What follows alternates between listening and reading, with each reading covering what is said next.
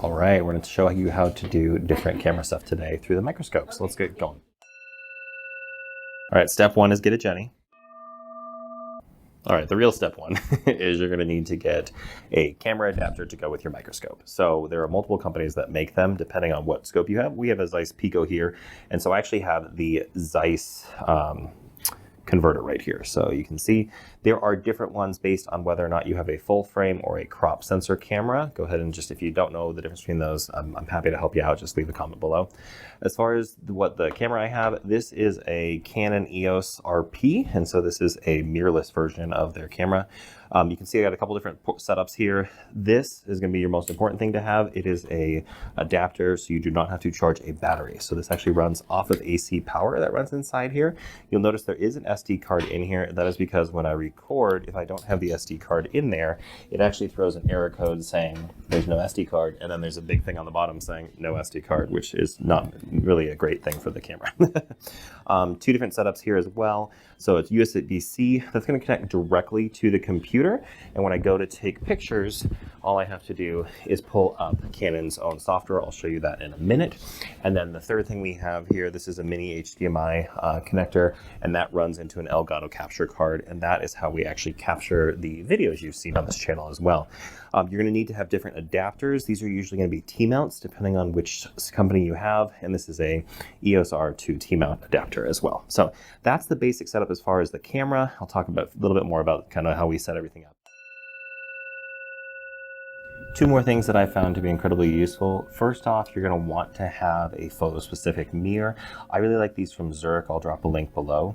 The nice part about these is they have pretty much no covering on the outside. EIE makes some beautiful ones as well that are rhodium coated. Very expensive, but they work extremely well. And I'll show you in a second on what they actually looks like in the video, the difference between using our cheapo, size 4 that costs almost nothing versus the more expensive size 0s that are a little bit brighter versus the most expensive photo mirrors that actually have a great reflection on them. You want to have the best ability to take the pictures. If you're taking pictures with one of these, easiest way to upgrade your quality right away is to switch over and get an actual photo mirror. The other thing that I recommend whenever you're doing photos is to use this Mirror Magic system. I absolutely love this. I use it for all of my cases. And how it works, it's pretty straightforward. One of these little pads just goes on the patient bib, and then you have these, just put a little drop of this solution on there. What it does is it actually coats the mirror, fills in micro scratches, and creates a beautiful hydrophobic layer that makes it so that you don't have to rinse off quite as often, which makes for much better photos and also more efficient. So here's an example of the different reflectiveness that you see with these different mirrors. The first one here is our whatever size 4. You can see it's not very reflective. That's even after having the Mirror Magic on it. There's still a bunch of crap on there. That Zurich size 0 is much brighter, but it's a lot smaller. And then finally the photo mirrors you can see is much, much brighter. And that's what we're looking for with these. The next thing you're going to want to do whenever you take photos is parfocal, which means that you're going to zoom in to the maximum that you're going to be taking photos at, which in my case is about 16 times. You can see us here. You also want to get the patient adjusted. The key here is you never want to move either the patient or the microscope throughout the entire treatment. You just want to use that fine focus. So go down, put the fine focus up as high as it'll go, adjust the patient or the microscope at this point to get everything perfect. And you can see now as you go through, it's going to be better. This is what that fine focus knob looks like on my Zeiss. Most microscopes are going to have this either as a standard option or as an option available. All right, let's talk about camera settings here. You'll notice when I take the photos, you're going to see this little thing pop up, and that is what it shows on my actual camera. We're going to talk about in a second what each of these things mean, and you can see the different letters here. So we'll start to talk about that now. So when we think about exposure, it's going to be comprised of 3 different settings that you can change on your camera. The first one is going to be the shutter speed, or how long the actual sensor is open to light. The second is going to be the aperture, or how wide open the lens is. And on a microscope, this is set. There are some camera adapters that do give you the ability to switch this, but in general, it's going to be a fixed piece of either plastic or metal that you place inside the adapter itself. And then finally, you have your ISO, which is a measurement of how sensitive the sensor is going to be to light. These 3 things, when put together, lead up to what is your actual exposure of the image. So when we look at the different options available on this screen, the first one you're going to see in that upper left-hand side says TV. Now this is going to depend on which type of camera you're using, but in general, it means shutter speed priority, which means you tell the camera how fast you want that or how long you want the sensor to be open. In our case, we're going to do 1/125. That's fast enough that it captures it with no blurriness, but also open enough that the image can actually do it. Next thing is going to be aperture. Like I was saying earlier, in most microscopes, it's going to be fixed. That's why it says 00, because there's no communication between it. The final thing is going to be ISO, and there is a lot of debate on how to set the ISO. In my opinion, the modern cameras are so good. By modern, I mean anything after 2016. Just leave it on auto at this point. You don't need to really change anything, and the reason why is you can tell it what you want the actual exposure to be. That's what this little bar is right here. When it's in the middle, it tells you you want it to be exposed normally, and so in general, you're just going to leave it at auto, and the camera will decide for you what it wants to be. In this case, it shot it at 3200, which is a measure of how sensitive the sensor is. So what are the final recommendations for this? Number one most important thing is that you want to be in shutter speed priority. That way you can change the amount of light that gets through there. And for that shutter speed, you want it to be about 1/125. That is going to be open enough that it lets in enough light, but also quick enough that you're not going to have any blur from bouncing of the microscope or movement of the patient. Your ISO, you're going to leave on automatic because the camera should be able to figure out the exposure for you. And then pretty much everything else you want to leave in automatic.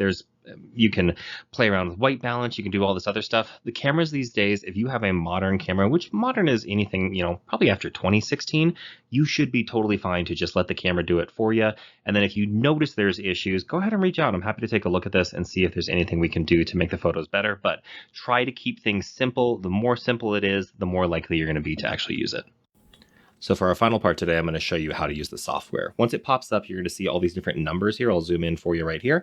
And on top of them, you can either click on them and move them or do it like I do and move the scroll wheel. So that's where the shutter speed is. And you can see if you're just hovering over it, you can actually change it. This right here is the white balance. Like I said, just leave it in auto. The camera can figure out. Your drive mode is how quickly it's going to take the image. Just leave it in single. Otherwise, it's going to take multiple.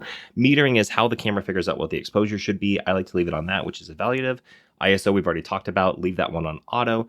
This is going to be your size and the image quality. So you want it to actually take it in JPEG because this TDO or your software isn't going to have any ability to process RAW. And then the most important thing is you want to save it to the computer. It makes it so that all you have to do when you're taking images while working on a patient, it's very simple. Right down here on the bottom, that's how you're going to change your exposure.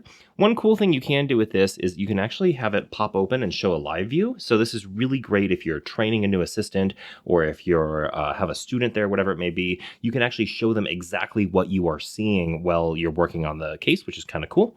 And then when we go back in, the most important thing is go down to preferences, and then you want to go to destination folder. So I created one just on the C drive in the picture that said TDO. And that is where I'm going to tell the software where to look for new photos. So how this works is you just create that folder. When you go into TDO, you're going to go into the site configuration and then edit control table.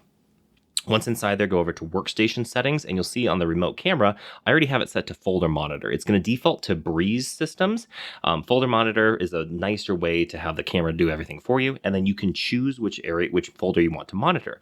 What will then happen is it's going to automatically save any images you take in here. So as soon as an image pops up into this folder, it knows to put it into the chart. So into this test video or this test patient that I have right here, what you'll then do is click the red button up here. That turns on the folder monitoring. You can see that remote camera grabber, and then all you have to do is press the shutter button. One cool thing about this is if you have the Canon software in the foreground, you can actually just press the space bar.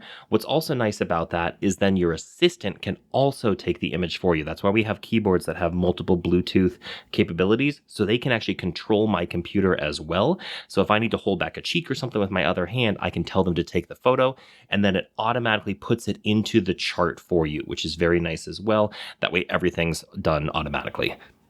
We will go into a later video showing how I do reports and kind of how the images are cropped. That's really not kind of in this purpose of this video. But if you have any further questions, I'm happy to answer them. I love photography. That's actually a photo. The photos you've seen on the desktop, that was a photo I took outside Lake Tahoe quite a while ago. But all the photos that you'll see on this channel are mine. Once again, if you have any questions, drop it below, like and subscribe, and let me know what you'd like to see next. Thanks.